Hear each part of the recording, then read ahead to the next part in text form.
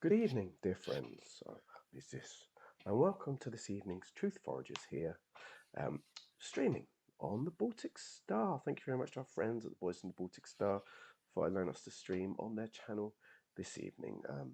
We've found recently that a lot of our the channels that we've been broadcasting through are being shut down mysteriously, and we're down to the last few true supportive channels, and we're very glad to count the Boys in the Baltic Star among those.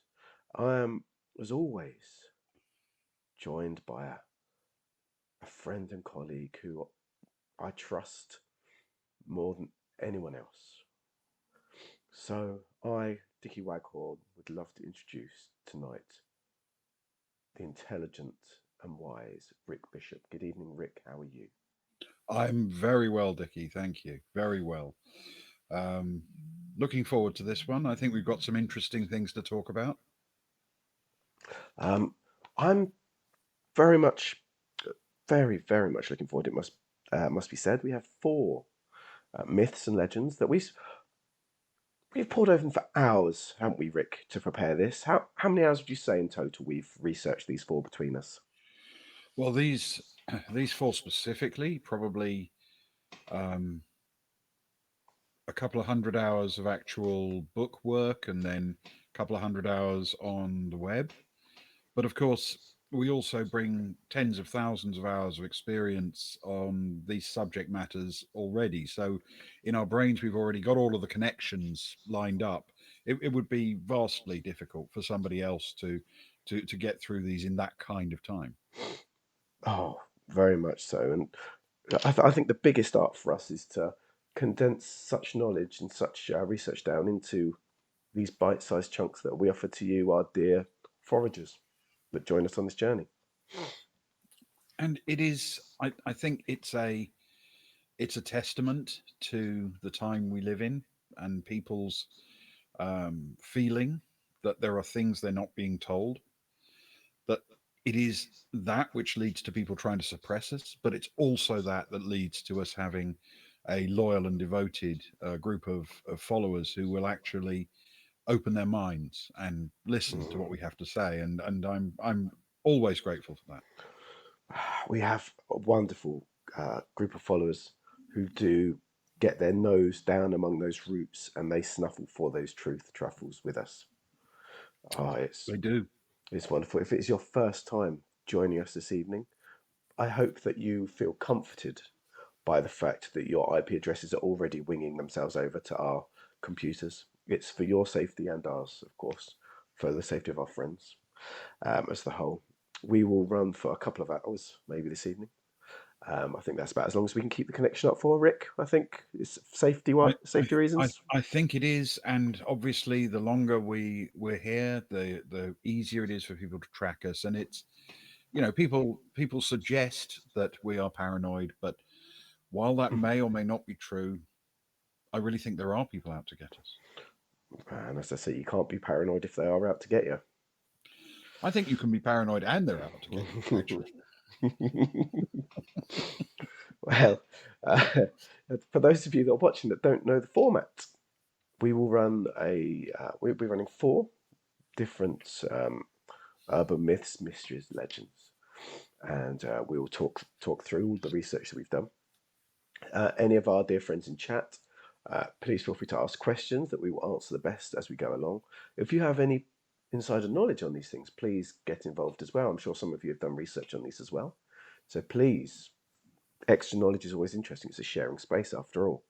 Um, at the end of each one, we will ask each other whether we believe or we remain skeptical. And you, dear viewers, will get the choice as well to choose whether you remain skeptical or believe by clicking on that red sun, and you'll get to spend some of your points to decide. So please um, interact with us in that way. Now, you may notice my voice is a little different tonight, and that's because, as Rick knows, I'm having to pass it through a bit of a voice modulator. So it turns out that someone has managed to capture my voice and use it for some unflattering memes related to aliens, which has been a bit of a professional embarrassment for me. Um, Yes. And so I know that It, you were the first I to mean, see one, Rick. it was a shock, frankly, when we first saw those. They were not merely unkind; they were potentially dismissive of the vital work that we do.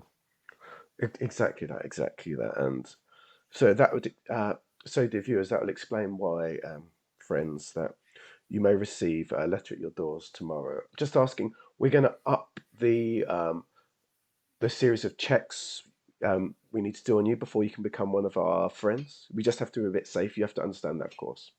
So, as well as the address, the phone number, the IP address, your family background, and so on, we are now also asking for a urine sample. Totally understandable. Not place to do that. Blood sample. Um, Rick, why have you written sperm sample on here? Um, That wasn't on the original list. it wasn't. I was originally thinking about a cheek swab for collecting DNA, Mm.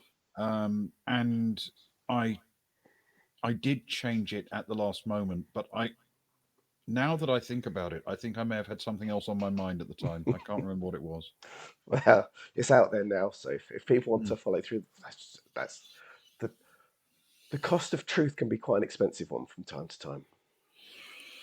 It's it's a constant battle. It's a constant struggle.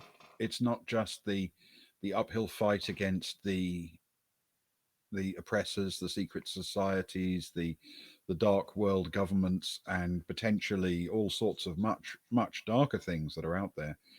But also there are dangers in the way that we are ourselves presented to others, the way we are presented among even our closest friends. It can be it can be wearing. I think very wearing. Very wearing. Well put. Well put, Rick. You bring wisdom as you always do. And what better way to use that wisdom than to enter into our first urban legend of Mm. this evening?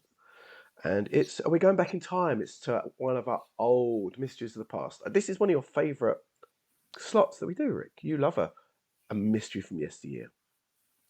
I find them quite compelling. Not just because there is often a lot of interesting documentary evidence over that time, but also because, and I know it's a bit old fashioned of me, but I love that feeling of hunting through um, ancient archives and discovering an old text or an old book. Mm. While obviously a huge amount of research these days is done online, it's just not the same experience. Well, this one, um, you know exactly what I'm talking about, of course. This one um, first came about through a series of old photographs, and it's from the 1950s, Mm. and it's the mystery of the Morris Traveller. In fact, this is one of the original pictures taken as part of this mystery. Mm. For me, it's a striking photo that really underlines both the beauty of the vehicle and the potential horrors within. It is a dark tale by any measure. Um, for those who are unaware, there was a period of time in which the British car industry was at the very cutting edge of automotive design. And this era was not the one we're talking about. Um, the Morris Traveller got its name because there was a time when a number of British car companies used the term traveller to refer to what in America might have been referred to as a station wagon, perhaps. And the idea behind the name was that it indicated a country style of living, which is why I smirked a little bit at your comment of it being an urban legend. Exactly. Yeah. See, I always choose my words very carefully on on channel I record. know you do. That's one of the things I always find fun when we're discussing a subject.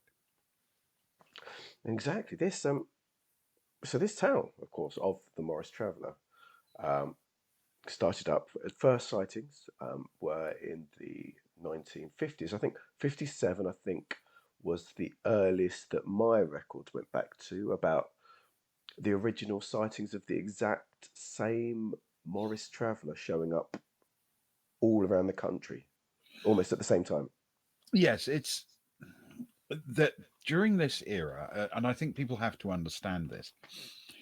Cars were quite prominent in this country. They were numerous, but not the way they are today. It was still relatively unusual for a family to have a car. The towns were not glutted with them the way they are these days. And cars were very different things. They were a family um, a family machine that was used for everything. The idea of a single family having two cars or three cars would have been absolutely shocking. That would have been the stuff of dreams for most people, wouldn't it? Oh, And so when a car is notable for some reason, it does tend to stand out. And the the Morris Traveller famously was available in a number of different colours. But one of the first things I noticed about these stories is that everyone was certain of it being a unique looking vehicle, that it was not a color they were used to. And the company only offered the vehicle in, I don't know, four or five colors. And it was a popular car for the time. Everyone would have seen these colors everywhere.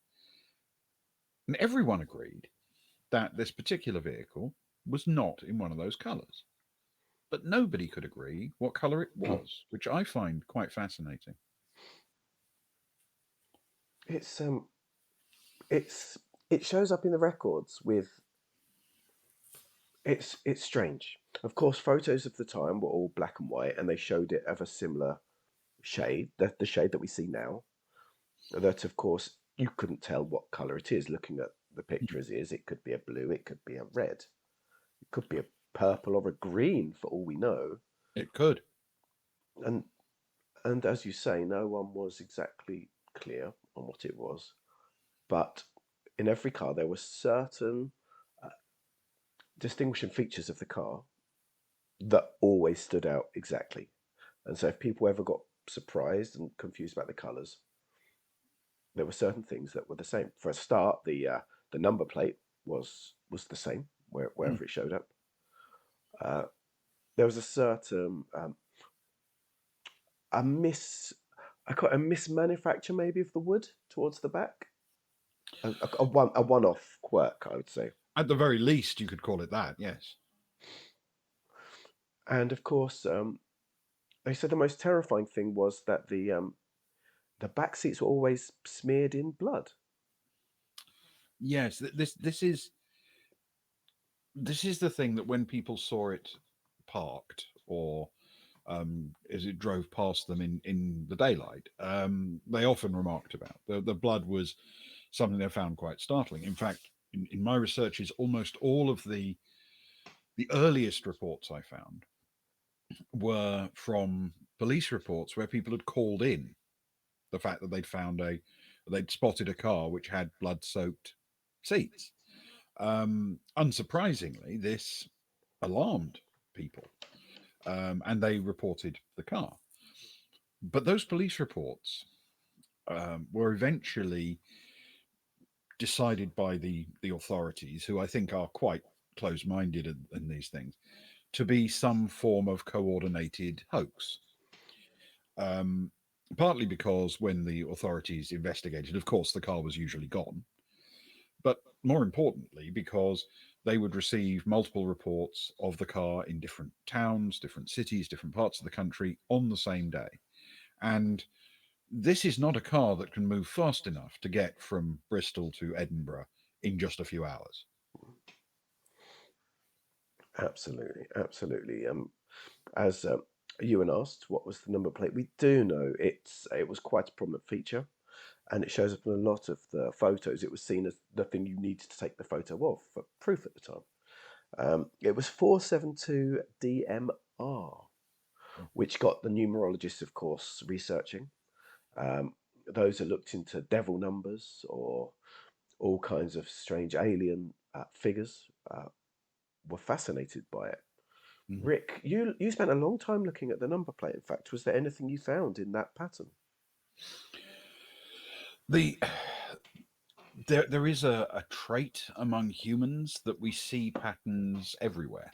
We are we are constructed for this, and it's an actual challenge that we face to then cull through those patterns that we see. Accordingly, the problem isn't that I couldn't see a pattern. The problem is that there were too many, and it Mm, becomes hard to choose which ones are most likely.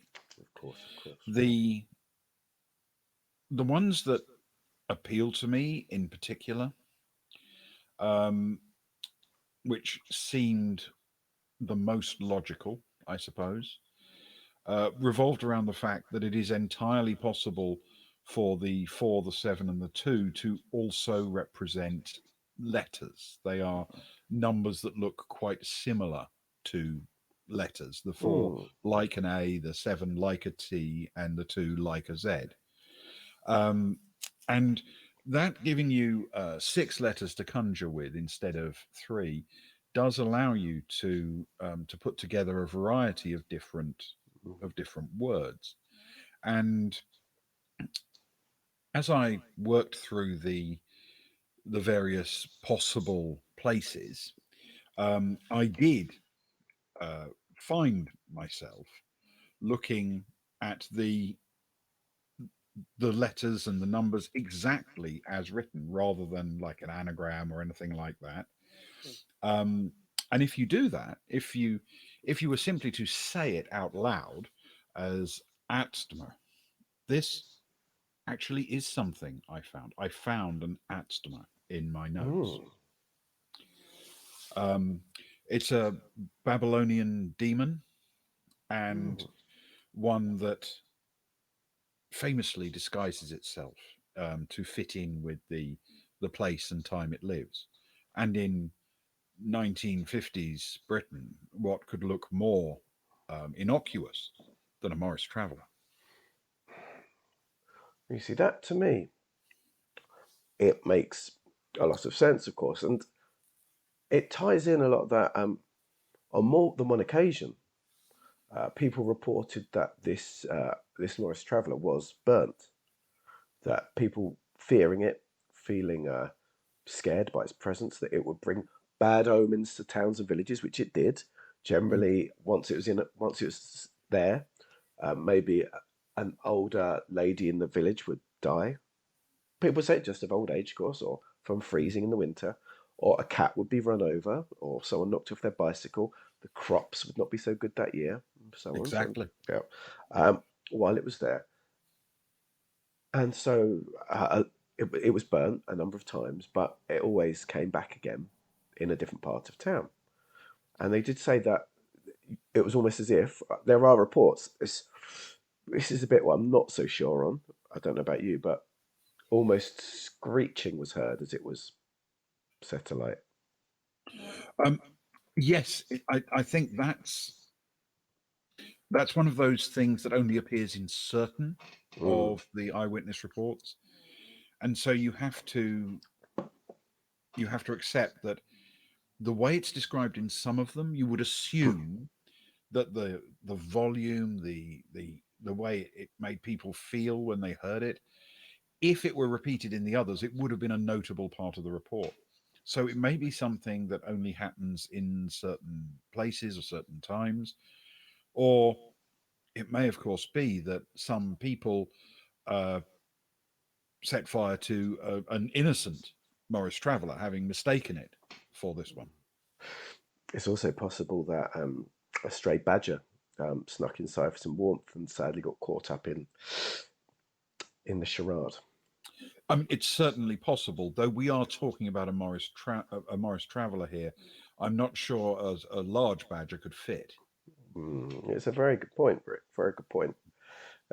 When you also looked more towards the end times, not literally the end times, of course, although you did spend your time looking through Babylonian Of course.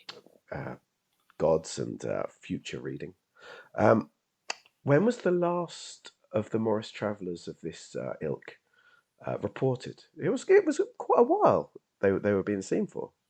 They were. The latest that I was able to identify um, was in the mid 1970s. It's a very long time. It is a very long time. Now, when I say that's the latest, I should point out that there are a few traits of this Morris that were quite unique. I mean, you said there was damage to the woodwork at the Mm. rear of the vehicle, and that's certainly the way it is frequently reported. And I have been unable to find a sufficiently high resolution photograph of the exact details of that damage. But there are a lot of people who report that the back was scarred, cut, sliced one way or another. Mm. But what little I have been able to work out makes it pretty clear to me that this is not damage at all. Um, there are undeniably these wedge shaped cuts in the wood, but those wedge shaped cuts are cuneiform writing. That is fascinating. In your research, do you have any knowledge of what they might say, or is that even beyond a great mind like you? Thankfully, my cuneiform is excellent, as you Excellent. know. That's good. Yes. But as I only have fragments, I can't put very much together from it. But I'm optimistic actually because in at about the same time as the Morris Travellers reports start to disappear in the mid 1970s, there start to appear references to a mini traveller, Mm. which also had a wooden frame, was also a vehicle of similar size that was quite widely seen on Britain's roads. And though I haven't been able to confirm it, I think there is plenty of evidence that the license plate remains the same and that the writing was still there on the back, the cuneiform. Um, which means I have to assume that though perhaps modern cars don't look like this, the vehicle has blended in era by era. If we had better reports from the 1880s, perhaps there's a handsome cab with these kind of markings on the back. And for all we know today, a Ford Focus. Well, a Ford Focus is cursed enough as it is, let alone without being a Babylonian devil. And this is undeniably one of the problems, I think, with this one, as I'm sure you found as well, didn't you? That a lot of the reports about, if you search online for demonic Morris Traveller, hateful, evil Morris Traveller, it turns out that that's how they describe all Morris Travellers, not just this particular one. And that is indeed the other side of the argument. There are a lot of reports of people coming up with excuses to burn their Morris Traveller or to Mm. leave them by the side of the road, mainly because they've broken down. People would say that they've left their Morris Traveller in a village because it's just not working anymore, and they've taken the bus home and actually never gone back to collect it again because it's not been worth the uh, the bus ticket.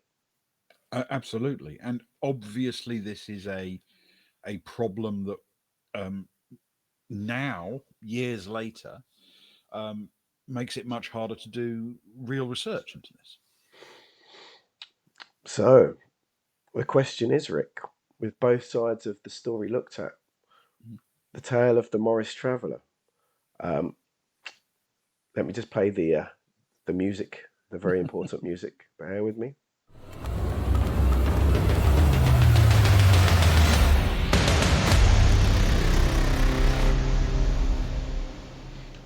Are you skeptical or do you believe?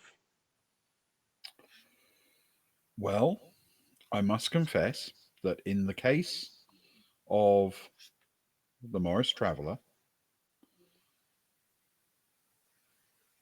the reports are so scattered, the information so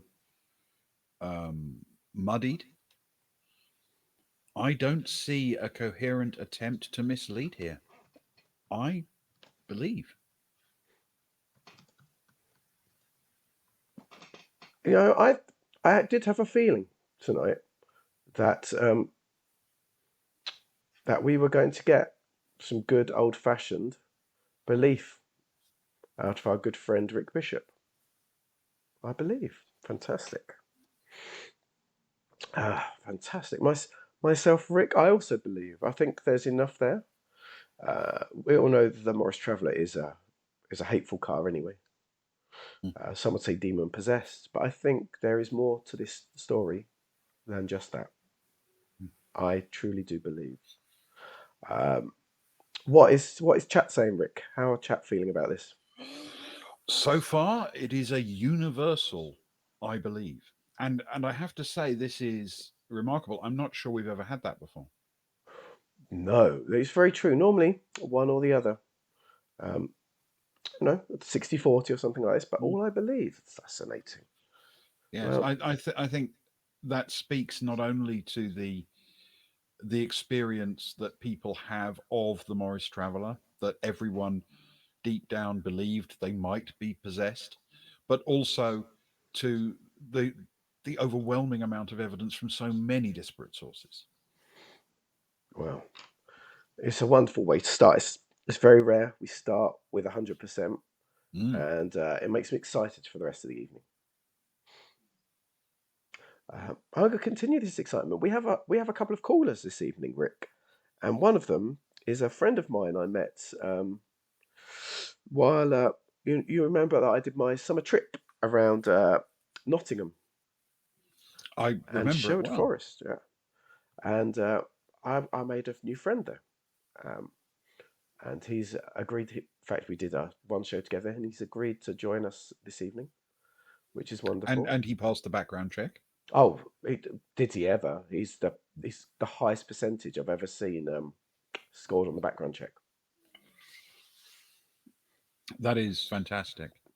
It's always important, just for those listening to our voices right now. Whenever you meet a new person, it's critical that you run a good background check. Oh, very much so. He scored he scored 98.4%, which is a little bit low, but higher than our average person with him. Absolutely. I mean, it is, as you say, not ideal, but it's pretty decent. Yeah, I think so too. So on that, and with that glowing introduction, um, good evening, Henry Zim Rico. Can you hear us? Hi, Dickie. Yes, yeah, I can. Thank you. Thanks once again for having me back. Rick, it's a pleasure. We haven't met, but thank you very much. It's very nice to meet you. It's I did catch up with Dickie's holiday podcast, and I was taken with it. It was interesting, and I thought you brought a lot of really important local knowledge. Thank you. That means a lot. I'm not local to Sherwood, but certainly we investigated some. I won't say where I'm from, obviously, but we investigated some of the local issues, shall we say, up there together. Indeed. Certainly discussed them at length. And that means a lot coming from a man such as yourself. Thank you. Well, thank you. Um, we should probably stop with the loving, or people will think we're faking it and start to Yes. believe that we're trying to create a mythology around ourselves. Oh, wow. You certainly don't need to create one of those. I'm sure your fans will do it for you. But as you say, yes, let's move on. Let's move on. My sorry, I'm a little bit tired tonight. It's been a long series of drives, and I've recently found out about a weird a weird loophole around some new behavioural modification tech that the government's pushing out. So if you only sleep, some advice for you and your viewers: if you only don't sleep over 2 hours in any one stint, um, and it bypasses some of the doesn't allow it to take hold. Oh, that's very good advice. Thank you. Yes. That is something I've been doing for a while, Rico. I only sleep 100 minutes at a time. 100 minutes reset, 100 minutes reset, 100 minutes reset. I've Um, found that it has kept me. I'm tireder, but I feel better in myself. Mm. yes. Yes. And for those who are hearing this for the first time, classic movies are really good for this. You can, if you find the right one that will wake you up with the music over its closing credits. Very good, Yeah, very good. very good length. A very good length. Yes. So, Rico, it appears that you're not in your beloved motorhome this evening. Lovely curtains, by the way. We won't go into detail of where you are, of course, but I hope the motorhome is okay. I hope it's still trucking, as it were. And please introduce us to your myth, your legend, your mystery for this evening. Uh, Thank you. Thank you, Dickie.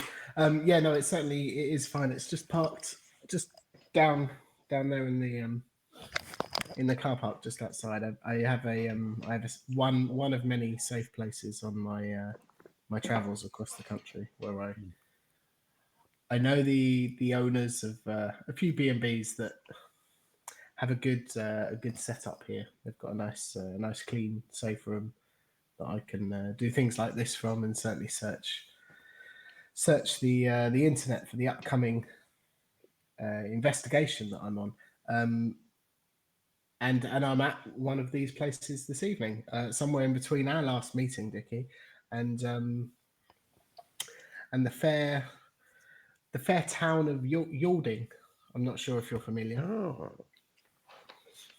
but it I is know of indeed Yalding. the tale of the haunted chronicle. Hmm. Chronicle, not chronicles, as many. Um, there are many Google search engine traps if you add the plural. This is indeed the tale of the haunted newspaper, the Yawning Chronicle, which I initially set out after hearing some tales on the dark web of an old abandoned. Of course, the newspaper is no longer running, but abandoned building that was long haunted, which intrigued me, as these things do. I mean, obviously they're a dime a dozen, and you can find them all up and down the country in every small town and every large city. There are haunted buildings or supposedly haunted buildings, but this one, I don't know why this one took my interest. It was a lesser known one, um, and the more I've dug on the evenings as I tend to do in my travels across the country, it's important to stay informed as you're en route, as you both know, to an on location The investigation. world can throw up some very sudden and disturbing things if you don't keep a weather eye out. Yes. Indeed, indeed. And the more I dug, it's not just the turns out it's not just the current abandoned building that used to be the offices of the Alding Chronicle that are haunted. It's more than that. Um, I did send this over to Dickie. He did say to pass it on to you, Rick. And I don't have either of you come across the same findings as I have? I found it quite almost unbelievable. It took me a long time. I mean, you say tens of thousands of hours and 2,000 hours, was it? I think Mm-hmm. I heard you meant yes. Certainly not that sort of length of time, but it took a lot of digging to get to some of this information, which is odd for a newspaper. Yeah. It's interesting because the Yalding Chronicle, for those that aren't versed in the history of local newspaper, Britain has a rich and long and illustrious history of local news, and famously in the country, one of the most uh, well known and kept in high esteem is that of the Yalding Chronicle. It's known across the land, even for those that don't read it. Mm. It's known. It's shown up on websites. It's shown up in news back in the your local news of the 70s and 80s on TV might make reference to stories brought to them. They long had a history of very good reporters working for the Alding Chronicle. National reporters would cut their teeth, as it were, there. For me, looking back at the old stories was a true treasure trove, it must be said. For me as well, and I suppose I, as we all do, we do tend to get very excited about local newspapers, local articles, local archives. It's it's an occupational hazard in our trade, and these were exceptional, even by the standards of some of the best I've ever seen from around the world. These were absolutely remarkable. A, a, a depth of talent, a depth of investigative prowess, and just some of the most open-minded writing I think I've ever seen. For you, Rico, what was, with such an illustrious paper, what for you was what drew you to these happenings at the Chronicle? Well, I would have to say it was at first it was a bit of a whimsical trip. It's a beautiful area of the world, Hmm. as I'm sure you all know. Um, and I thought, what better opportunity to throw myself into some lovely countryside and investigate some mysterious hauntings of an old building. Um, and then the more I dug, the the stranger things got, and the less I felt as though it was going to be a nice, relaxing countryside trip, and it was going to turn into a bit more of a meatier story. The Dickie, you've already alluded to the famous names to have, as you put it, cut their teeth um, at the Yawning Chronicle. But oddly enough, it's the reporters that didn't make it big that that hold the strangest stories. Certainly, no, a large number, a high percentage, I would say, um, have have died in mysterious circumstances, Hmm. or had. Uh, Hmm. and when you combine that with a haunted building, of course, and of course the fame and the illustrious name of the paper itself, and the people to have moved on from that paper, not in the death way of moved on, but moved on to further their careers. Um, it leads to some weird. There's a lot of rabbit holes to dig down. Some people mention the word cult. Some people feel as though there's a deeper um, secret society or agency at play here. Uh, and I'm not sure. I'm not sure what I'm going to find at an old abandoned building of a paper that's no longer there. But I just have to go and just make sure for myself. I I completely understand. We've all followed our noses to such a thing at one time or another. I am actually curious to ask your opinion on something here because um, one of the things I've noted is that people who criticize what we do, criticize the work we do and the way we approach things, often suggest that it is strange that an outlet which has such a vivid collection of supernatural stories in it would find supernatural stories clustered around its base of operations, Hmm. as if that's some kind of criticism of the likelihood of them being true. But in my experience, it's the other way around. It is a cluster of supernatural events that makes the local news, the local rumor mill, the local archives fill up with these stories, um, and that's how this comes about. And I'd be fascinated to know if that's your thought as well, or will in fact be your finding when you fully investigate. Well, no, indeed. I think having that high, such a high percentage of supernatural and mysterious events in a given area is of course it's going to intrigue local people, um, and it's going to draw in people. And once people start to find the truth, begin snuffling, if you will, um, then they'll. I think that that feeds their enthusiasm, and it drives them further to investigate. And naturally, if you investigate, you uncover more strange goings on. In That's the way I see things, at Yeah, least. I can see your point. There is a feedback here, isn't there? The more you see something suspicious, the more you look into things that are suspicious, and then obviously you're more likely to find more.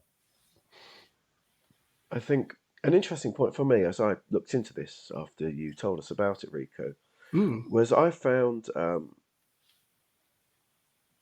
some early writings from the journalist Janet Street Porter, who a lot of people won't know briefly worked for a short time at the Yalding Chronicle Mm. um, back in her teens before she started of working for the course. Daily Mail, then the Evening Standard, and so on and so on, where she wrote about some very problematic feelings and situations in the building and of unexplainable happenings, the sense of death and fear around her. And it was very much poo pooed and buried quickly. And from what I can tell, she had to almost recant of her views in order to be able to move on and up in the world. And it's very lucky that there's still a copy of those writings that remain in Mm. what appears to be her typing. Yes, and I found this when you mentioned it to me quite. I found it quite surprising that people would dismiss it because anyone who had ever met Janet Street Porter or heard her or seen her on a television show or anything like that would be left in no doubt that she was suffering from some very severe trauma as a consequence of her time at the Yalding Chronicle. Mm. It feels like it's a place that shaped a lot of people, and I think you can see the effect it had in those that went on. In the same way as you say, Rika, a lot more didn't, and of those, there are still a number have died in unfortunate or unexpected ways, and there is, of course, lots of talk of some who went missing. In inverted commas, went missing. We have an open mind on this channel, of course, that went missing, reappearing, looking exactly the same 15 years later, walking the corridors for a day, 2 days, and then vanishing again. You know, Yes, and this, I suppose, is where we move from the remarkable local journalism and open-minded investigations of the Yalding Chronicle to the actual haunting itself. definitely. Yes, yes, indeed, indeed. Um, some of them not reappearing within a short period of time. As you both know, the newspaper has been shut for a reasonable amount of time now, but certainly well beyond the scope of somebody who used to work there having shown up looking exactly the same. Precisely. It is. We are talking many years now, and I find it compelling that the building remains empty. Um, and when you look into this and check the local media stories by other much less thorough investigations. I hate to put it in those terms, but the other newspapers that have written about the building do seem to they're superficial at best, is all I can say. Um, they argue for things like mold infestation and subsidence in the ground, and these are clearly ridiculous. Yes, indeed. I will say, you say remains empty. There was a brief period of time. I managed to find some old rental agreements. There was a week and a half going off the date. So a week and a half long period of time where it was temporarily occupied by an estate agent before they left, and it was not one of the big ones, but before they left and dissolved the company Mm. immediately after. Suspicious, not necessarily linked, but certainly certainly some strange goings on. I feel at the property itself. It, it is alarming that people could be so dismissive of something that could be so dangerous in their community. I mean, we all know that things that are mysterious aren't always threatening, but you have to walk into each new case with your eyes open, knowing that there could be a real threat. Well, exactly. You have to assume these things are out to get you, otherwise they will get you. As Rick said earlier in the episode, you can be paranoid and they could be out to get you. Yes, yes, Sounds like something that we an generally interesting are. episode. For me, the Haunted Chronicle, the tale of the Yielding Chronicle, um, is a story that's pulled up many stories. It's one of those, because of the hauntings and the tales that have happened. There's a list, whereas some of the other things we look at have a lot of proof for one or two things, like the Morris Traveller, for example. The Like we did earlier, with this, it had the same number plate, the same color, the same carvings. There was a lot of evidence for just those two things. For me, the Alden Chronicle surpassed it in a different way, in that there are a lot of stories about it, but maybe only one or two pieces of evidence for each. Almost as if, in some ways, it's really become a thing of urban legend. But often, when there's a lot of different things, generally it means that at the very heart there is truth within that. That, yes, maybe people get carried away and ascribe powers and events to things that weren't necessarily truly ascribed to it. But in my mind, more often than not, there is truth at that core. It's a tale as old as time. And I wanted to finish this segment with each of us. I know each of us have pored over these lists of tales and hauntings for hours each. Um, I think we must each have one tale from the Chronicle that's stuck with us the longest, that's kept us awake at night pondering it. Um, for me, it was the fact that 15 years after it was closed, um, there was a report of a single copy of the newspaper was available in one corner shop. Hmm. Suddenly, there it was, the Alden Chronicle, with that date properly laid out.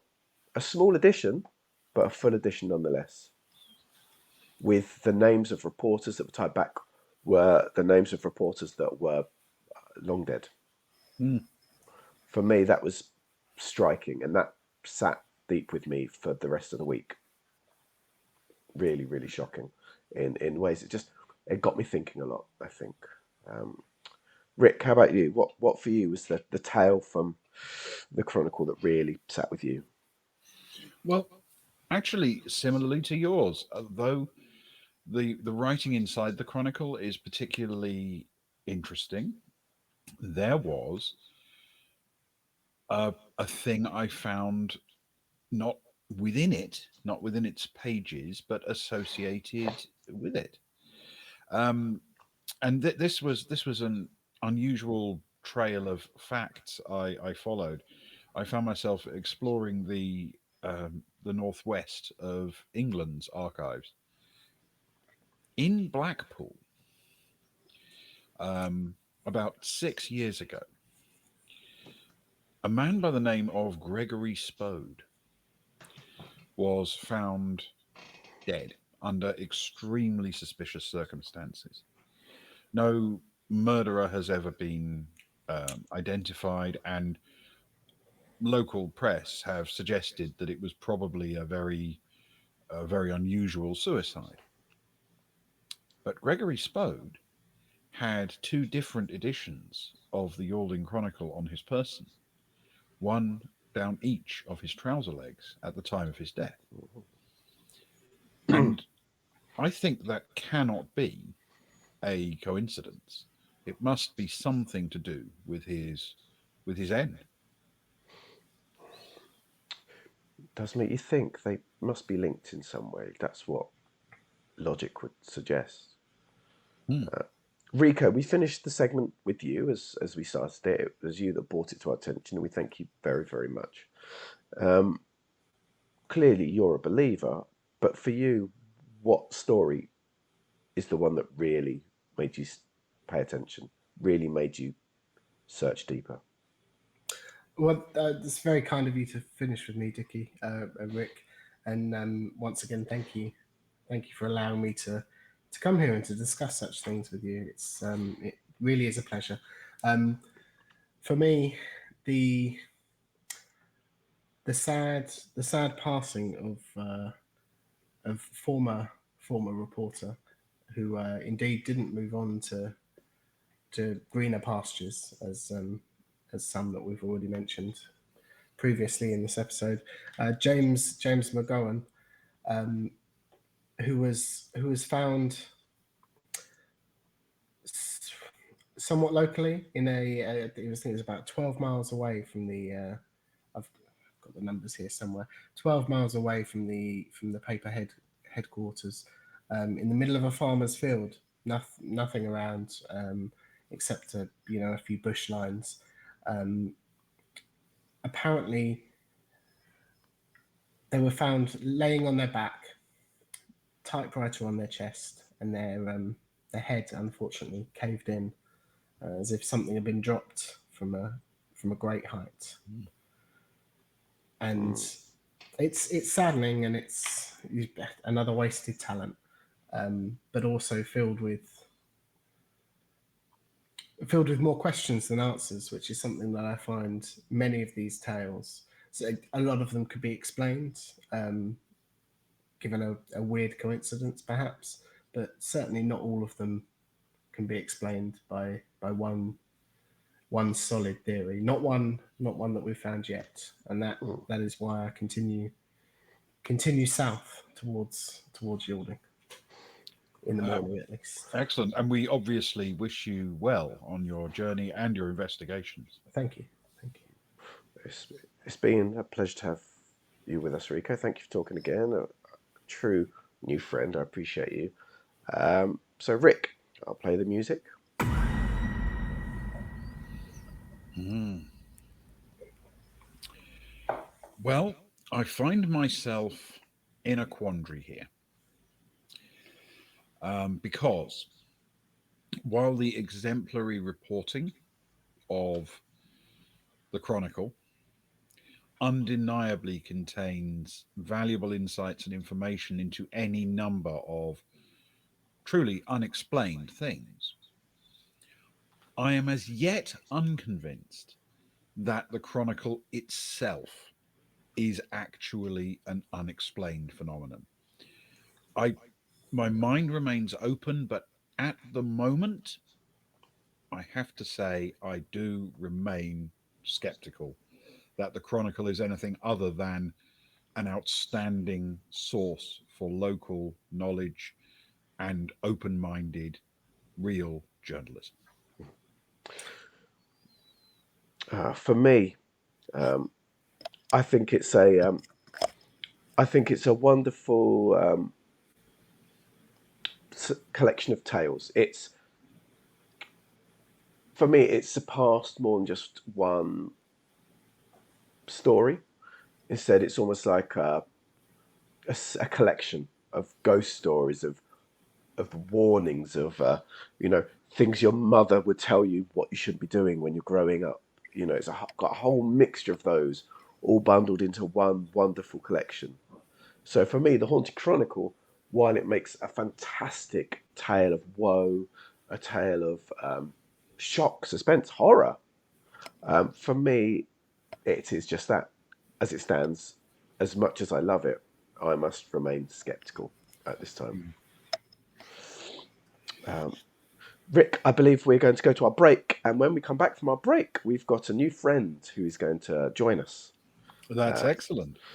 Yes, we will very much look forward to that. I should just quickly tell you that while our viewers appear to be of a mixed mind with regard to whether or not they believe in the Haunted Chronicle as a supernatural event in its own right, Yes. there is a slight leaning towards believing it. I'm glad that our viewers remain open-minded, even if you and I are becoming crotchety, cynical old men in our dotage. It is sadly the way of the world, I think, and we're none of us immune, no matter how much we train our minds to remain open. Yes, well, hopefully we can reopen our minds after a short drink and a trip to the toilet, and two more.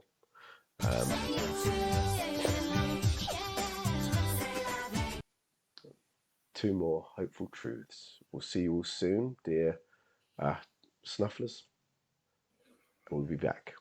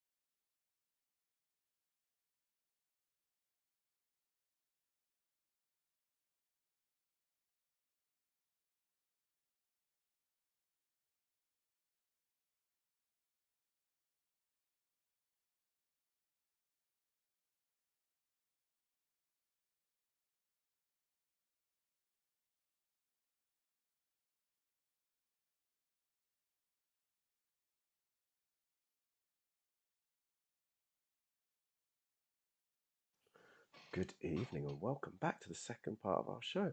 Good evening, Rick. I hope you enjoyed your break. I hope nothing unfortunate fell upon you while we were away. Certainly no typewriters. No, well, quite right too. And he's definitely a character, isn't he, Rico? I hope you grow to like him. I'm already halfway there. I think he's got some insights, and I applaud the way he's willing to get out there and do the work. So many people are interested but don't then get out there and investigate. They don't, truthfully, snuffle enough.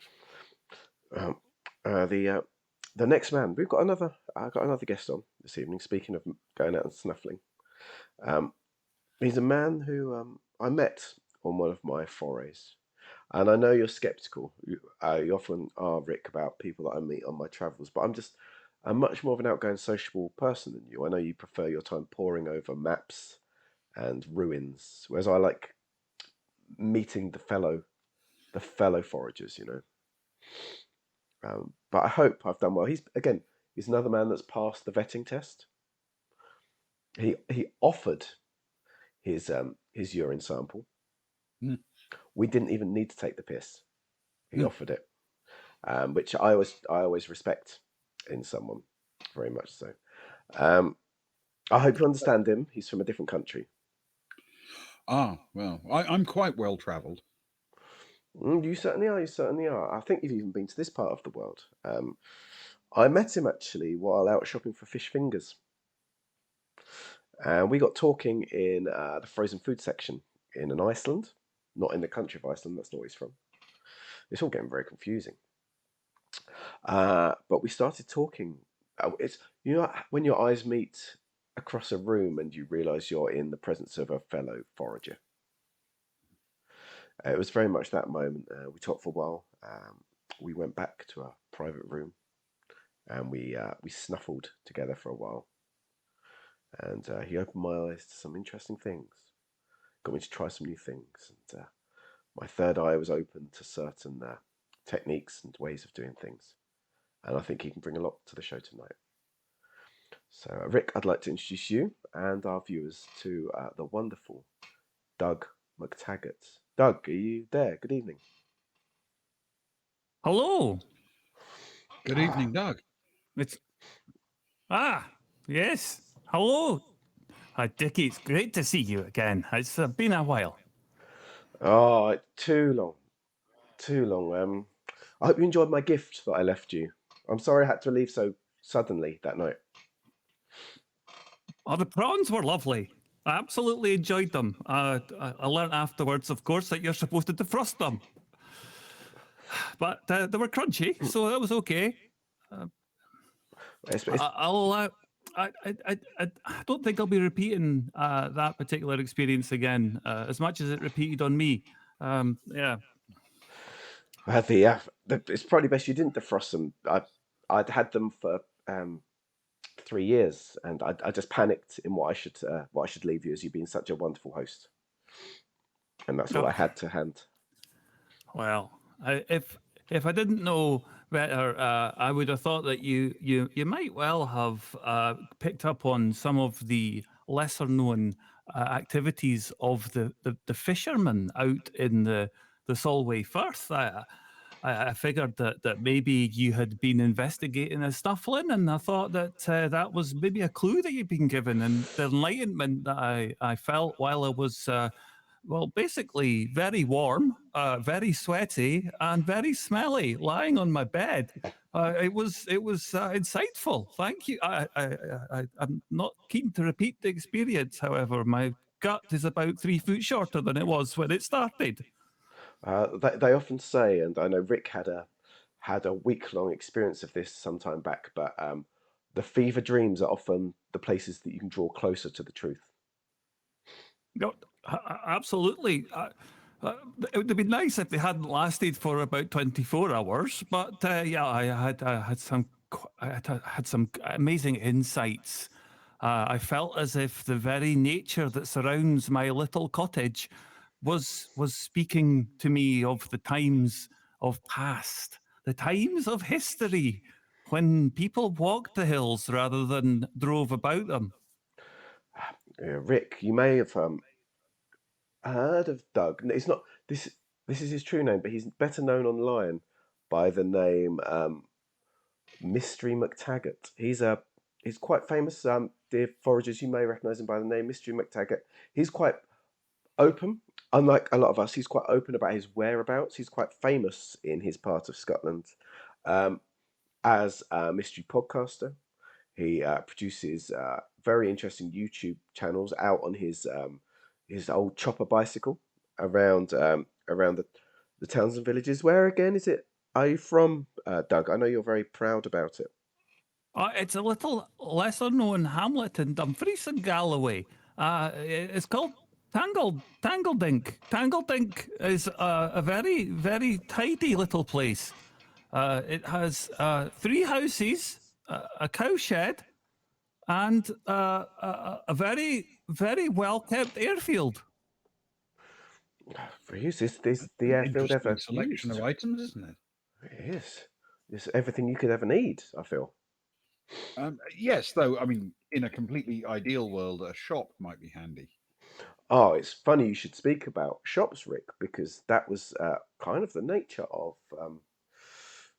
mine and Doug's greatest conversation that evening. Oh, We talked about a mystery that's been doing the rounds in Scotland for 20 years, I'd say. And it's that of the last marathon. I don't know if any of you remember the chocolate bar in the UK back in the days, 60s, 70s, 80s marathon, which became Snickers, of course, and was always Snickers in other countries. But when we all thought that marathons had been finished, done with, there has been some rather sinister mystery surrounding marathon since then that honestly set my blood on edge. Doug, when did you first start exploring this marathon tale? I was particularly interested. It didn't begin really until I'd experienced a marathon that had no nuts on top of it. And I thought that this was quite unusual. There should be nuts in a marathon. There wasn't any. I went down to the little shop. There's a Spar, and I bought myself another one. I looked at that one, and it had nuts on it. And I compared the two together. And I looked at the wrappers. And I thought to myself, oh, there's something not right here. I need to have another marathon.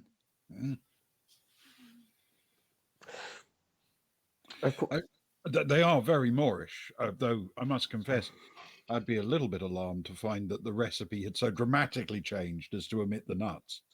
I couldn't understand it. I thought maybe I could phone the consumer helpline, the little number that they put on. But when I went to the phone, it was down. And I couldn't get a signal. I couldn't get a call. My little number, nothing. It could only be because there was no nuts on my marathon.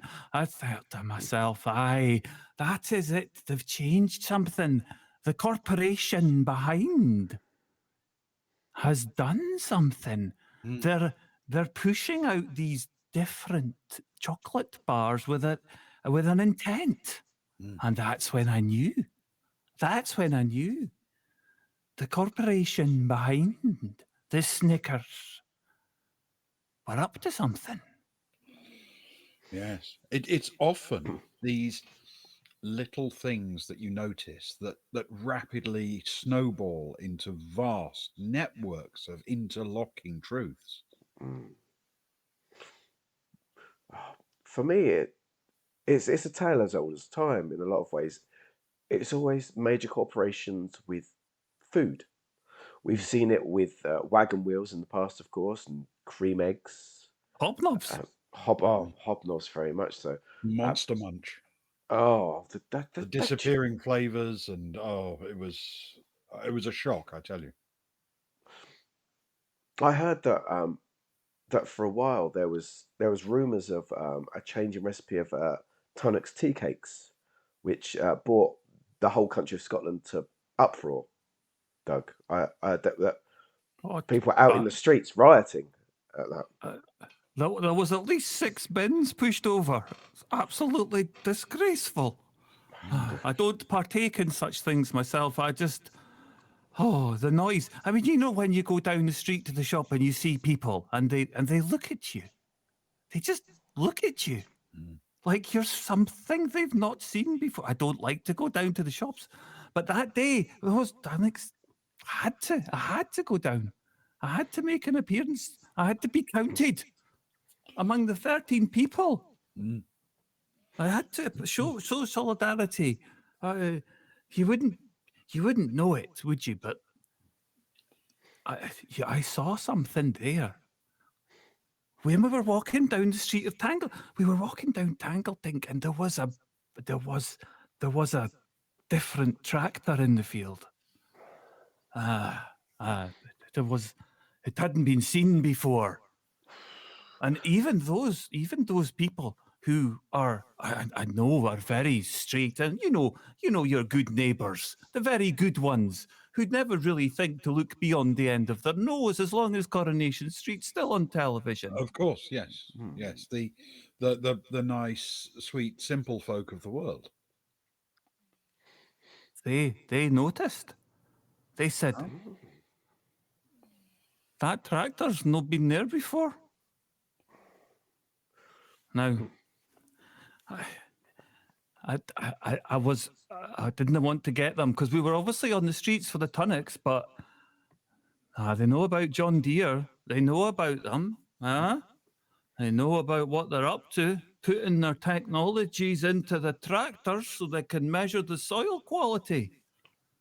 Yes, Now, and it connects so widely to the modification of food stocks and the famine plans that the big corporations have. It's a challenge, and it is interesting how often giant corporations fall foul of this kind of thing, isn't it? For a long time, we were informed, and this may go back to a time before some of our viewers can remember, but there used to be a very widespread company out there called Blockbuster, and then suddenly there wasn't. It just went, and then years and years and years later, a wild lone Blockbuster was discovered in Alaska. And you think this is amazing. How does this kind of thing happen? But the nature, I think, of corporate branding, binding everything together into one identical, uniform thing, it's an artificial construct. And at the edges, things want to break free and be different. It's a fascinating concept with branding and food and like you say, Doug, the sinister nature of different tractors, which to country folk, that townsfolk would not recognise it, but to the trained eye of country folk, you spot it, and it feels like the big tractor has sort of overlooked the knowledge of the simple country folk. They took you too lightly, I feel, at that time. A thing that happens often where the minds behind these things underestimate the people. Please, Doug. That's what we do. We gather the earth and we supply that very honest goods up, and then it gets in the hands of the corporations. Then that's when it changes. You don't know when you're eating a recipe that it's changed because, well, maybe there's been an unknown epidemic in the chocolate fields. Maybe. maybe the cacao that they've been harvesting has been poisoned, or maybe not. But they change the recipes, and as the new technology comes in, you have to be suspicious about what they're putting into the foodstuffs. I don't think you will find anyone in this community of truth seekers who would have any difficulty whatsoever believing that some vast shadowy corporation is a threat to their safety, their sanity, and their very lives. It is almost cliche at this point and is proven time and time again. It is the reason why I find myself having to change the branding of everything I purchase each time I go shopping, because you never know, do you?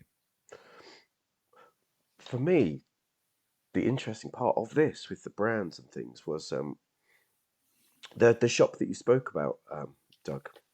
After we had that conversation, I went shopping in that shop. I had to see for myself your conversations about the worry of the marathon, the big brands and what they're potentially doing and how things are changing. And what I saw shocked me. I don't know if you know, you're a man who's spent most of his life in a very small geographical area, if I remember correctly.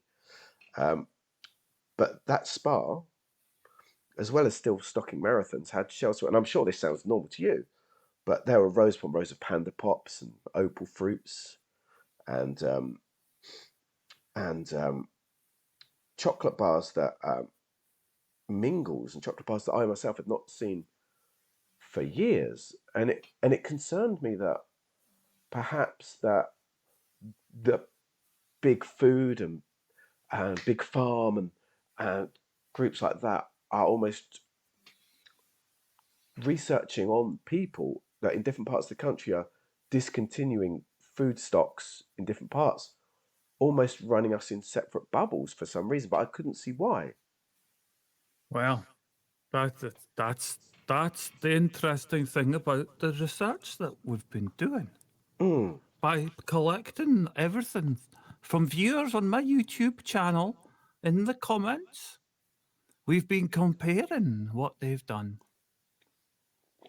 Now, when it comes to the different types of chocolate that we have, those with nuts and those without, those with sparkles and those without, Mm. it's having a different effect on our minds. We suddenly find ourselves looking for other ingredients that we don't even recognize the names of. Our purchasing procedure, it forms a pattern. The energy that is connected by these individual people through the world forms lines of power. Mm.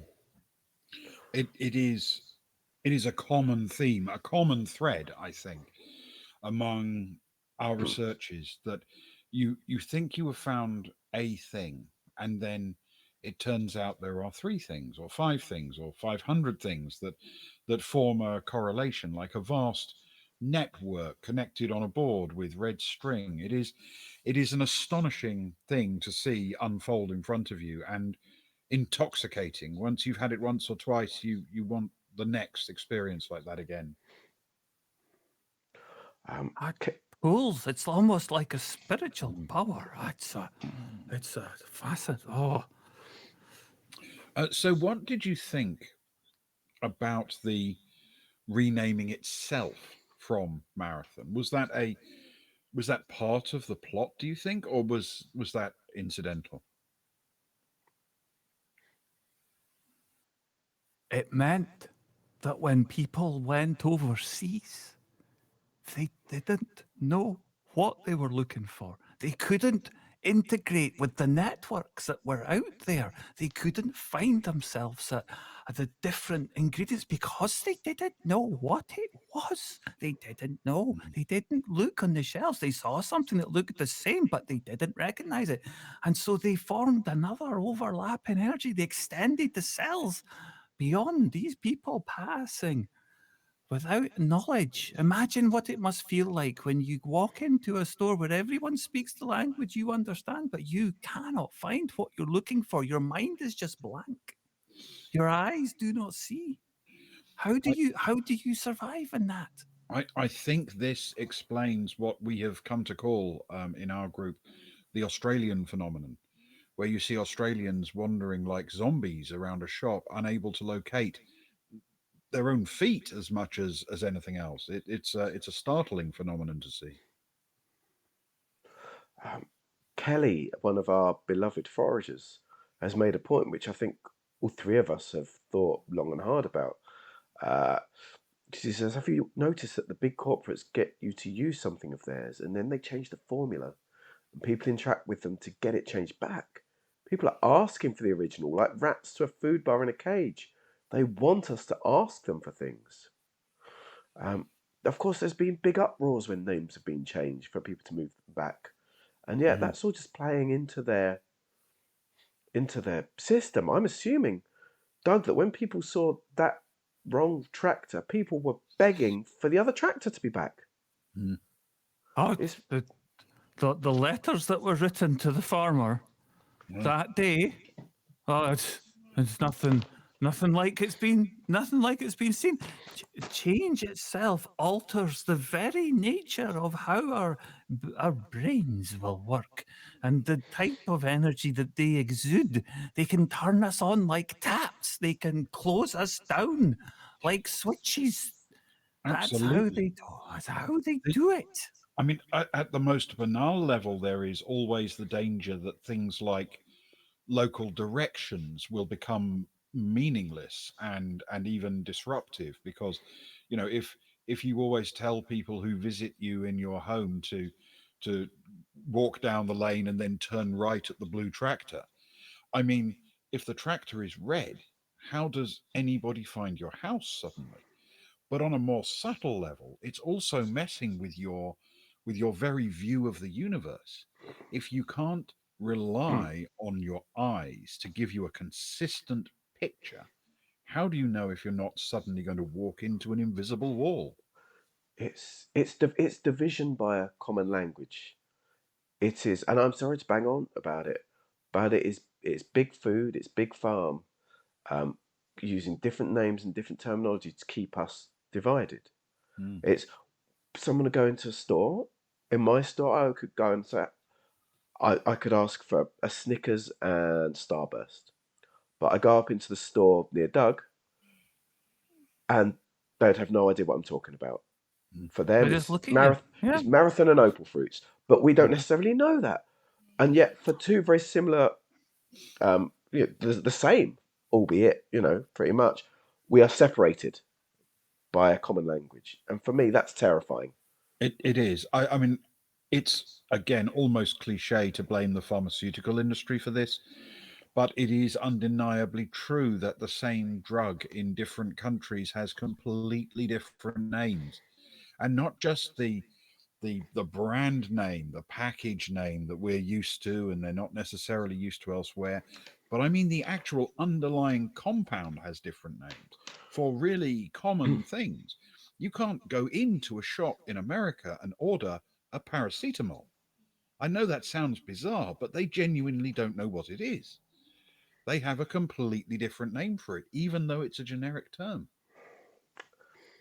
It's terrifying. That brings pain into the equation. The management of that, the restriction of relief.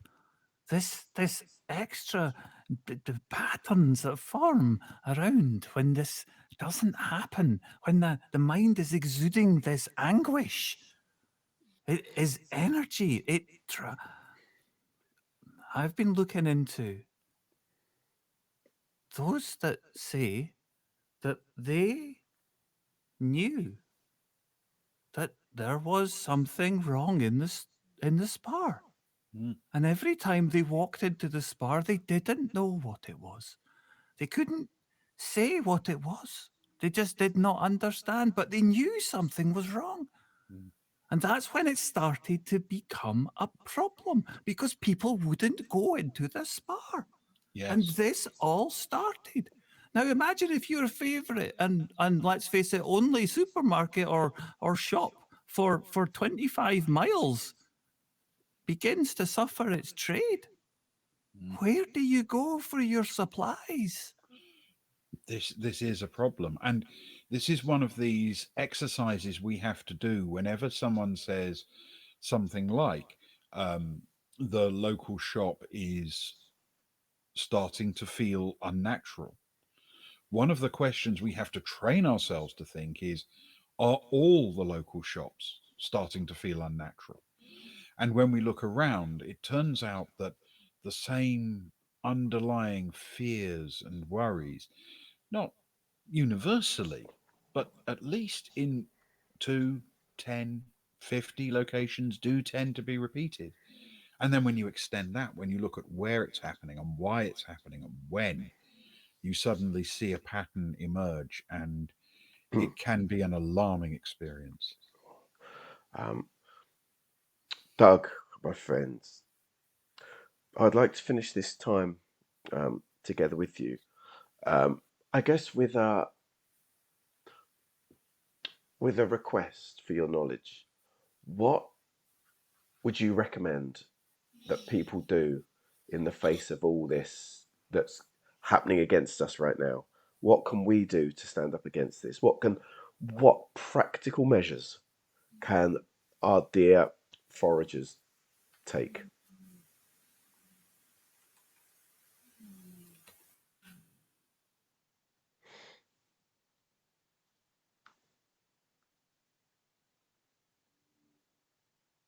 Doug. Aye. Well, firstly, stock up your supplies. It's well Mm, known in the countryside that you might not be able to get down to the shops. Make sure you've got it and use your knowledge and experience. Draw. Don't take photographs. Draw. Draw mm, them. Use a pencil and write it down on a piece of paper. yes. Record your facts so that when you need to refer to them, you can and you will know that they have not been tampered with. Yes. I couldn't agree more. Noting things down in a tangible form that you can refer to even when the power goes, the internet goes, the telephones go, that is insanely valuable. And long ago, I redirected my personal investment portfolio mostly into canned goods and shotguns, knowing that there was a threat coming. Mm. Oh, Doug, thank you so much for joining us and bringing such an important issue to light. It's some Thank you for having me. Thank you. It's been something I've been concerned about for a while, but I need to put it as always to our dear foragers. I need to put it to Rick, but I think I know the way Rick is sliding on this, so I'm just going to play our usual piece of music.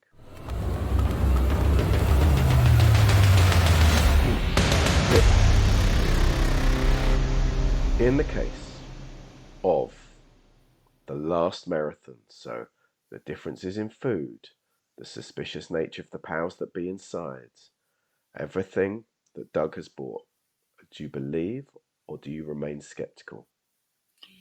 There is no doubt that there is evidence for this kind of thing all over the place. And while I could perhaps overlook the possibility of a nut free marathon, when you couple that with the tractor, it becomes compelling, I believe. Like you, Rick, it's something I've been concerned about for a long time. That night long conversation with Doug and the prawns just made it even more so in my mind. It crystallized it to a point, and it's going to be something that I campaign for going forwards. In fact, to the point where I've started like a funding drive on our website that people Mm. can go and click to send us £10 as part of our research into this. I fully believe, Mm. and I hope, dear chat, dear friends, that you do 2. Doug, thank you so much for joining us this evening, and I hope you'll be back sometime with more of your fascinating truths. Be Thank safe. you. It was very kind of you to join us, Doug, and thank you for these truffles you brought us. They are worrying, they are concerning, but most importantly, they are enlightening. Good night. Good night, Doug. Thank you. Brick. Food for thought in more ways than one. And we still have one more to go through, and the night is late, so I feel we should not wait too long before moving on to it, if that's okay with you. That's absolutely fine. Yes. Oh, but my heart is heavy after the last truth. It's something It that was will a affect us. dark thought, wasn't it? I think we've rarely gone darker, but maybe this one will come some way towards it. It is tonight's local angle, another part of our show that I know that you love. It draws things into Kent, of course, and it's something very close to home. It's based around the pubs of Faversham, something that we are both aware of, something that we both have spent time in, and it is the tale of the distinguished gentleman. Indeed. So this is a very old story, and it is, I believe I'm right in saying,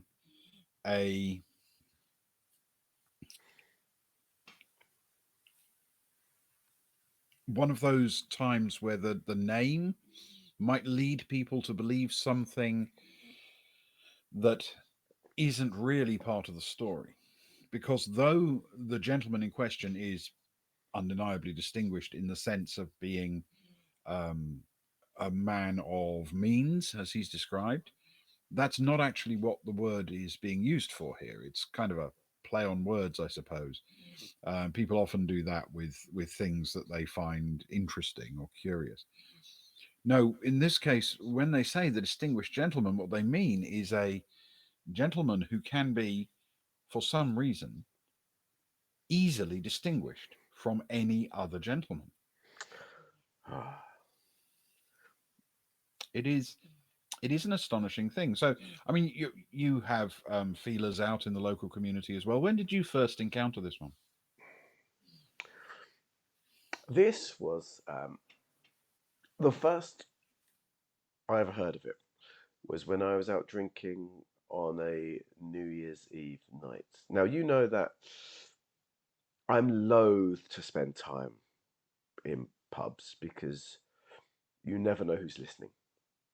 And of course, alcohol lowers uh, your ability to be careful and your ability to keep the truth that should be kept quiet. But I allow myself out from time to time, and I was invited out, and I, despite thinking better of it, I did go out on New Year's Eve of 2016.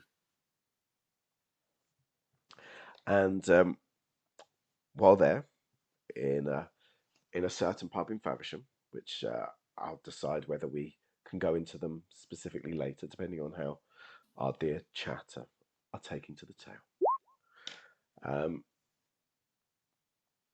I heard tell of it was talked around almost like a mascot, I suppose, a town mascot of this distinguished gentleman who would show up in pubs and would be sat in the corner and would join people in conversation, but would spend the whole evening sat nursing a sherry or something of the type, who would very much stand out due to his attire and the way he acted.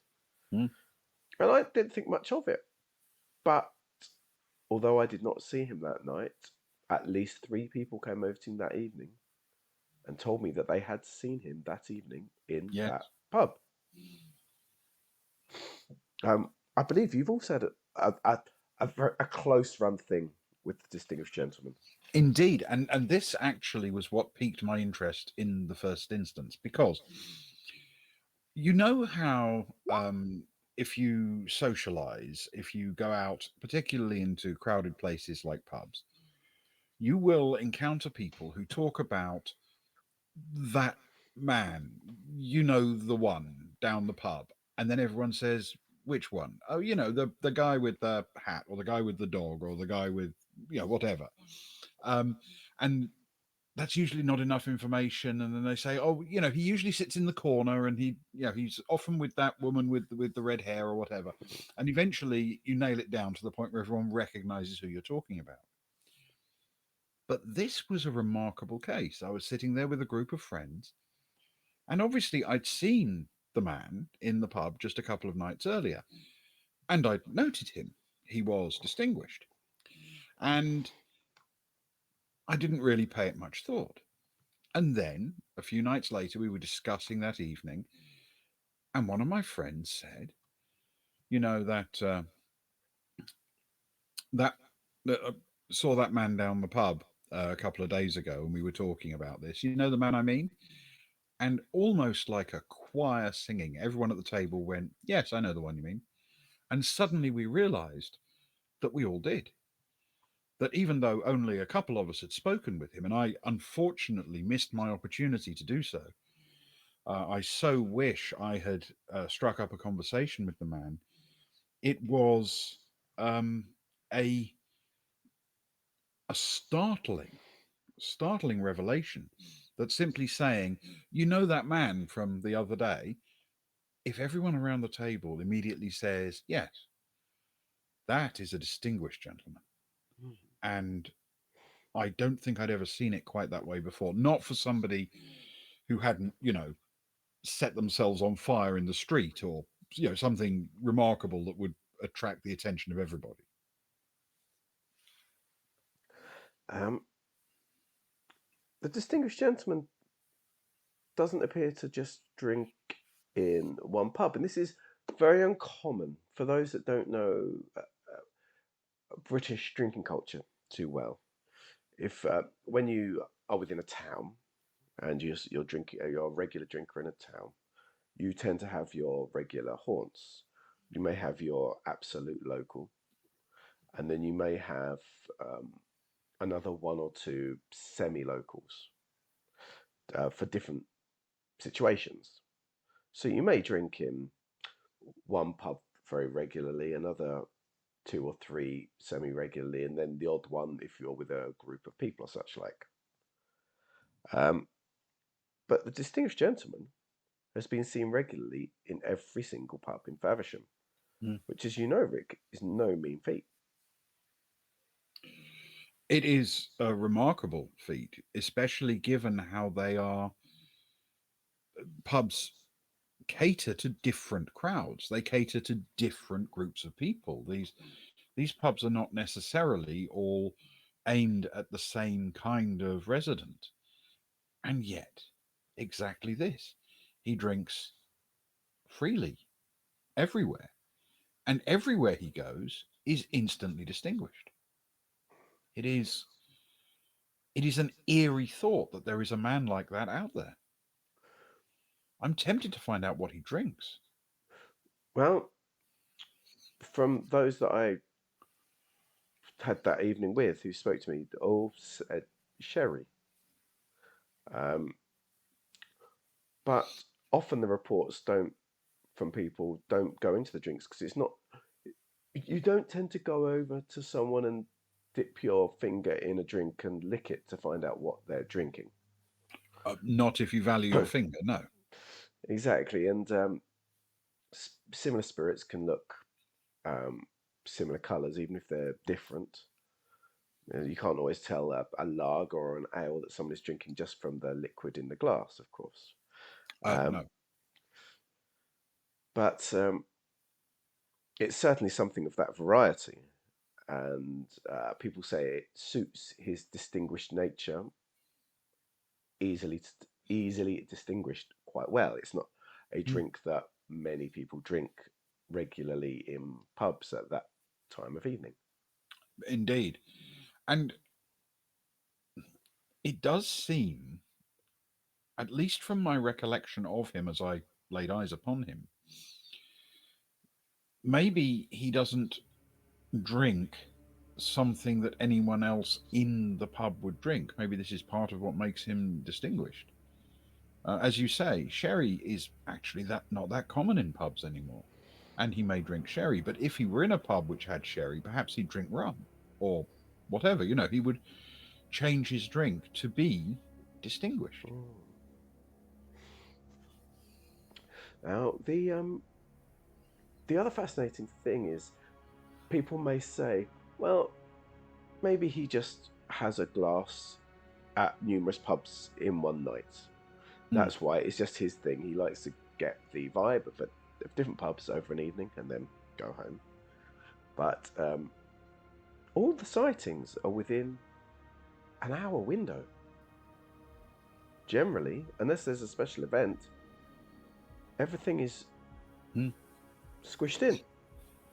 This is what it appears to be. And we know when he's there because if you literally walked into a pub in Faversham and said, on a night you'd seen him in one pub, you walk into a pub on the other side of town and leant in the door and said, "Did anybody see that guy yesterday?" Everyone would immediately go, "Yes," because there is no one else you could possibly be talking about. He is the most distinguished.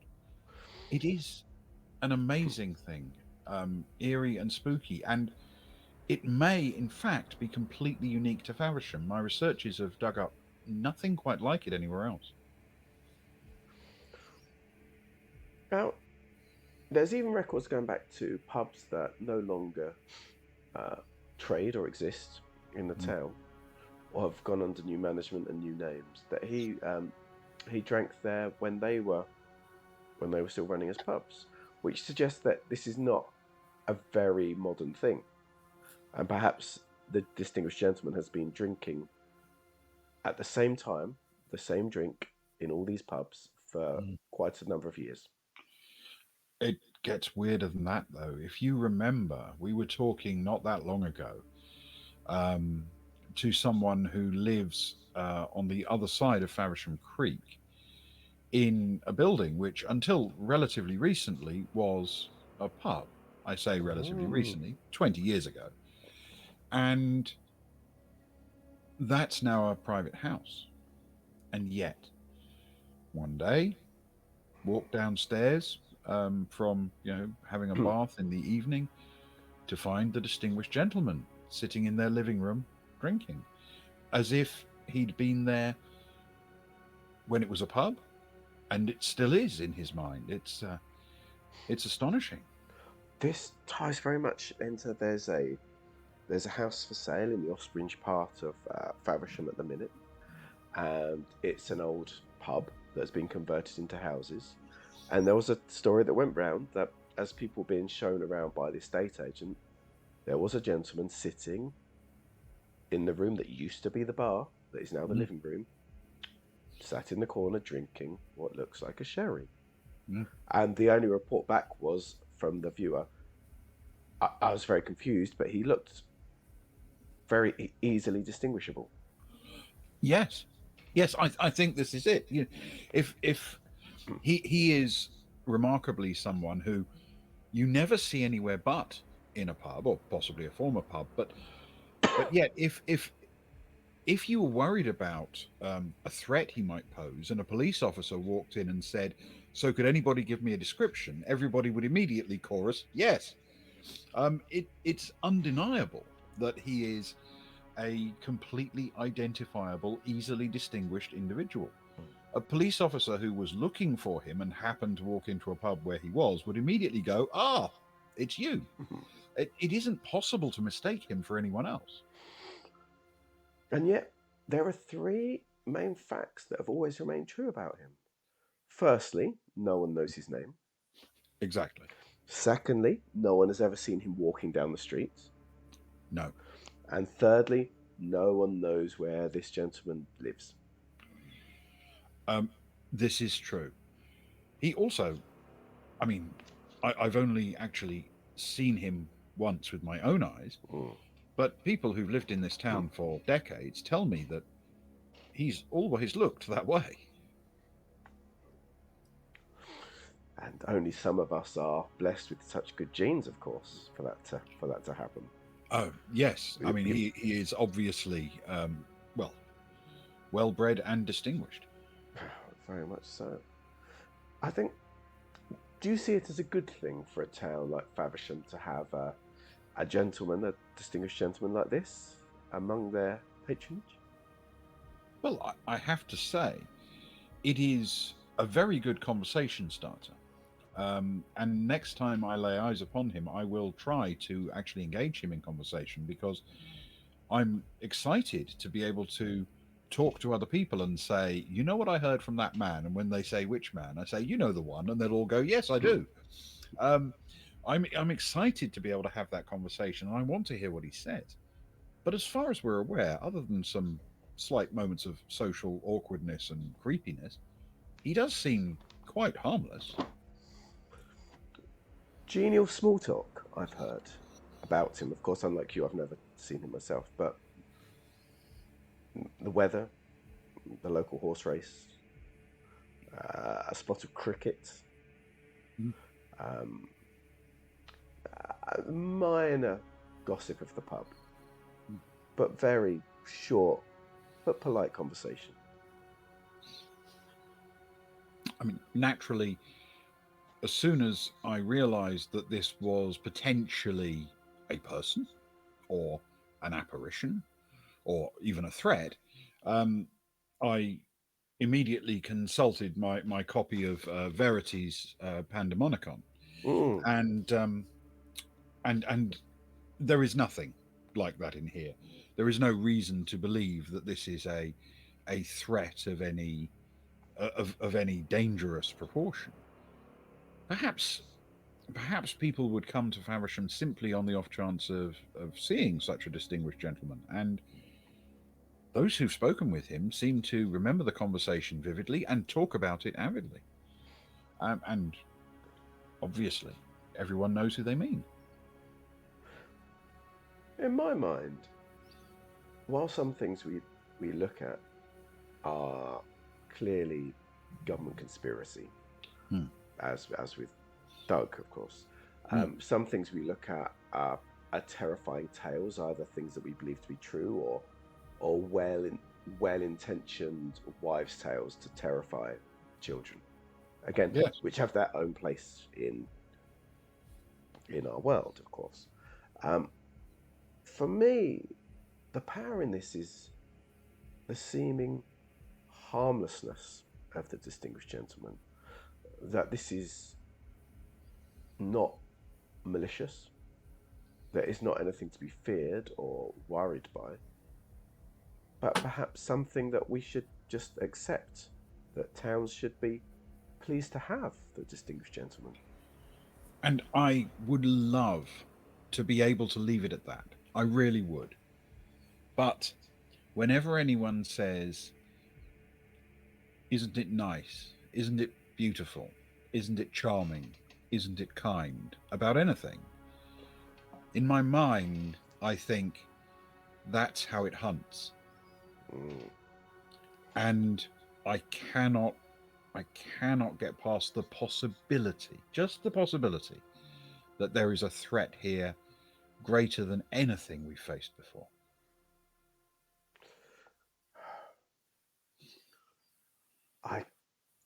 I see your concerns, and I know there are a few tales of shadowy figures in the toilets after dark, and of broken glasses and such like. But for me, I haven't yet been able to link the two together. Of course. And nobody seems to say a bad word about him. And because of his nature, it's not as if he could be a threat or a monster visibly and then be mistaken for someone else. Well, he's easily distinguished. Indeed. It's a true conundrum. But I'm eagerly looking for our next meeting.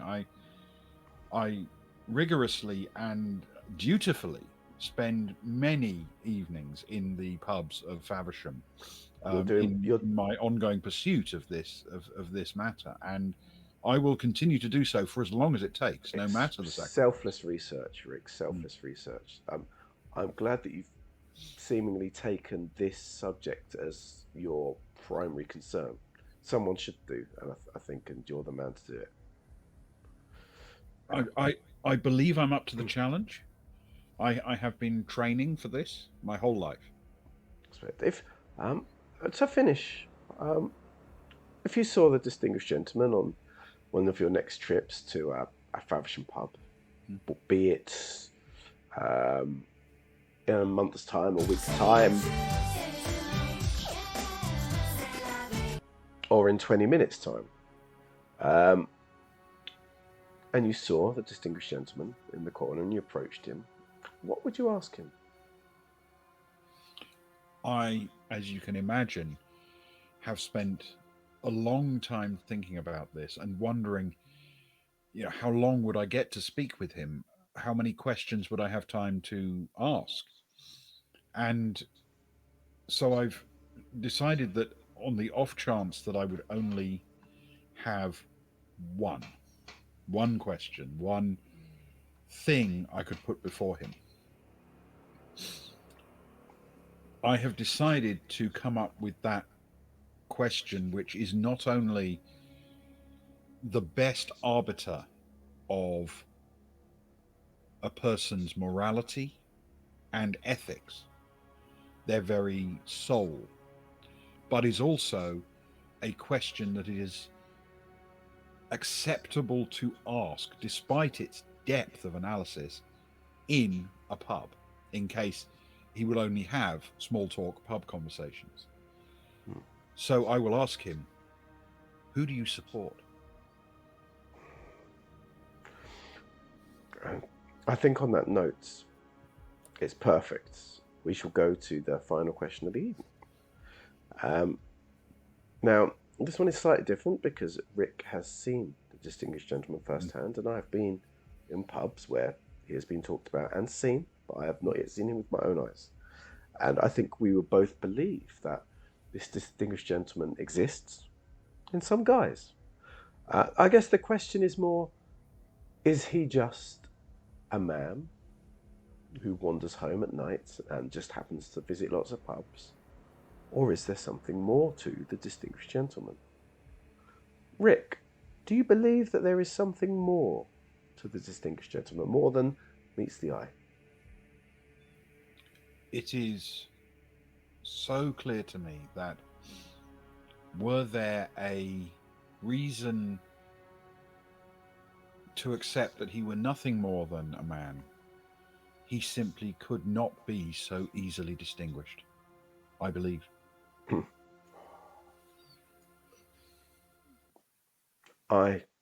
And this might be a first for us, that all night we have taken the same route, I think. It's been a fascinating night in that, and again, I'm biased, but I believe that there is a lot to the distinguished gentleman. For a man to be so distinguishable and gentlemanly in many pubs around town at the same time, it's turning up in buildings that once were pubs but no longer are. That is the most fascinating point for me. And so I believe, as a lot of chat does, it seems, half and half, it seems. We invite our dear Truth Foragers, once they've passed their test, once they've sent back their urine and their blood and their, do you still want the sperm? As I say, I truthfully don't know what came over me. In which case, just the urine and the just blood. the urine and the blood, I think. We have had a couple of potential followers who insisted on sending us urine, even when we begged them to stop. So just a small sample and only once, please. Yeah. And through the tubs that we've sent you, not in balloons thrown at Rick's door. Yes, ideally not that either.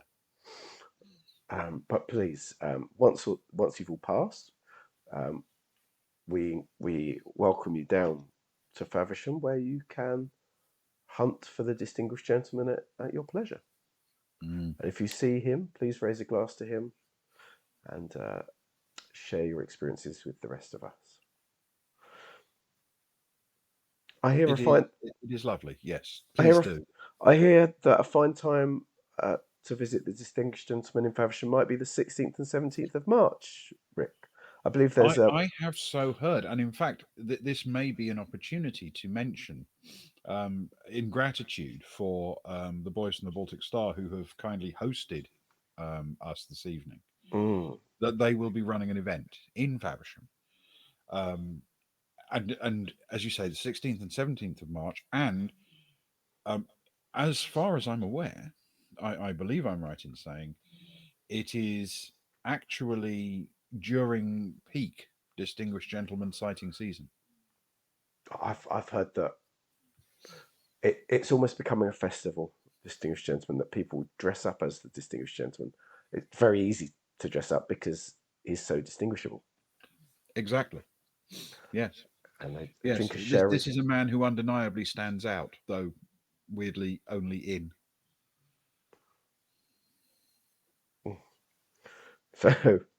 So yes. So thank you, boys from the Baltic Star, for allowing us to stream on your channel this evening, and I hope we can encourage people to your convention in March, and we hope that people may take that just so they can visit the distinguished gentleman. Two birds with one stone, as they say, Rick. They do say that, though I have often found that quite hard to achieve in practice. A distinguished gentleman pub crawl sounds like a wonderful idea, Kelly. I could think of nothing better. That does sound like an excellent idea, actually. Yes. I'm sure they could do that on a Friday night, I feel. Yes, possibly the Friday.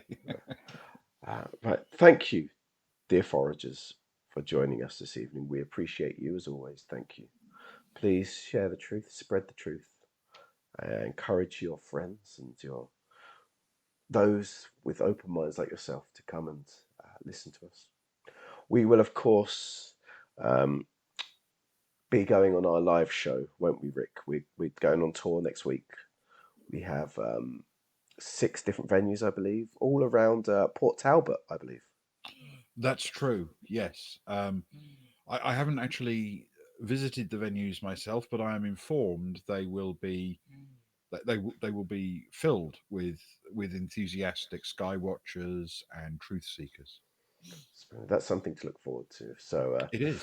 Hopefully we'll see some of you there. If not, we should be back soon enough with another Truth Foragers on stream. And thank you so much, Rick. Thank you to our those that are with us this evening. But until next time, please keep snuffling for those truth truffles, and we can uncover the truth together.